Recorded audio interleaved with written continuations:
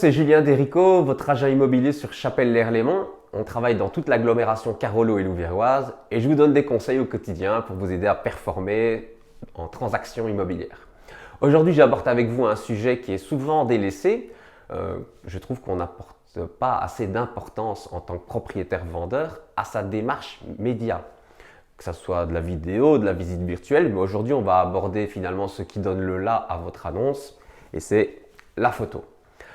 Pourquoi ça a tellement d'importance? C'est très simple, mettez-vous tout simplement de l'autre côté de la barrière. Vous vous dites qu'en tant qu'acquéreur, vous allez dans un moteur de recherche, ImoWeb, Le Vlan, Logikimo, n'importe quel canal sur Internet, vous allez mettre finalement votre environnement de recherche, votre territoire, donc les codes postaux, vous allez mettre une fourchette de prix, j'y arriverai, désolé, et finalement va apparaître devant vous 30, 40, 50 annonces, que sais-je, et vous allez scroller. Et finalement, qu'est-ce qui va vous faire que vous cliquez ou pas? C'est cette fameuse photo de façade et le prix qu'il y a en dessous et qui correspond ou pas à cette annonce. Alors, c'est très simple. Je vois tous les jours plein de cas où je me dis aïe aïe aïe, que c'est dommage de ne pas avoir finalement appliqué une méthode qui performe. Quelque chose d'important à prendre en compte pour moi, c'est qu'il ne faut pas de véhicule devant la maison. Vous êtes tous, je vois beaucoup d'annonces où il y a finalement l'auto garée juste devant le bâtiment, parfois même 3-4 autos, et finalement on ne voit presque pas le la brique, la porte d'entrée, enfin on ne voit pas bien le bâti. Alors déjà ça, choisir son moment pour aller faire les photos. Ça ne sert à rien de vouloir mettre la charrue avant les bœufs. Vous ne saurez peut-être pas faire les photos de toute la maison le même jour. Pourquoi? Parce que le soleil va peut-être pas être, vous n'allez pas être au mieux en façade avant et en façade arrière. Ça dépend combien de temps prend votre plan média. Mais ce qui est certain, c'est que vous ne savez pas être avec l'orientation bonne partout en même temps. Et donc, choisir le jour ensoleillé, lumineux, mais pas trop quand même pour pas être non plus surexposé et avoir un mauvais résultat. Le mieux est l'ennemi du bien, donc ce qu'il faut c'est une journée lumineuse, peut-être aller alors tôt le matin ou plus tard dans la journée, mais voilà, en fonction de la météo, en fonction de l'orientation du bâtiment, choisir son moment et peut-être revenir à différents moments de la journée ou sur une semaine, voir un petit peu qu'est-ce qui sera le plus intéressant.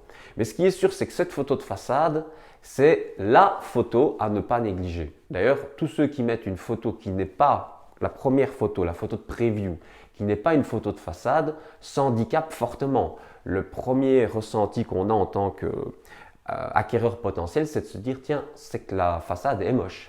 Et donc, vraiment très important de travailler cette photo. Quand je dis la travailler, c'est essayer à différentes hauteurs, pouvoir peut-être retravailler la photo en elle-même sans exagérer, mais mettre un ciel bleu. Vous verrez que chez Premier Immobilier, vous avez un ciel bleu sur toute notre photo de façade. Ça rend plus joli. Essayez de assombrir les voisins pour faire ressortir notre devanture, apporte un plus. Je vous ai parlé des voitures, mais les poubelles, même chose. C'est pas spécialement joli d'avoir les immondices devant la façade. Et combien de fois j'ai vu ça, hein? C'est vraiment pas les volets fermés. Donner l'idée un peu que ça fait une maison comme ça, sombre, un peu thermo. Vraiment, c'est une erreur que je vois très très très régulièrement sur les sites d'annonces.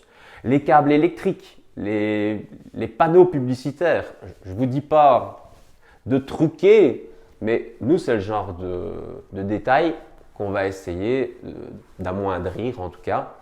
Après, on ne sait pas mentir et quand les gens viennent, s'il y a un panneau signalétique, il est là. Mais en photo, essayez de, voilà, quand vous voyez une auto en publicité dans un magazine, quand vous voyez plein de choses, on essaye de vous sublimer l'objet, le bien en lui-même. Et donc de la même façon, on va travailler comme ça pour une maison.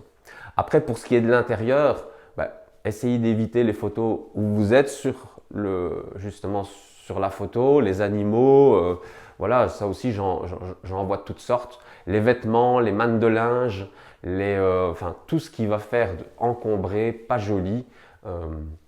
Essayez d'être vigilant. Les rideaux jaunis par le soleil, tout ça va avoir une forte incidence.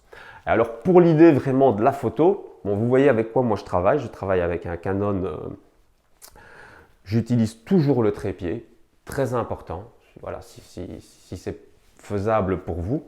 Maintenant, comme beaucoup de gens, vous allez fonctionner avec le téléphone et c'est bien logique. Aujourd'hui, nos qualités de téléphone sont quand même top de chez top. Donc tout ça tend vers un mieux.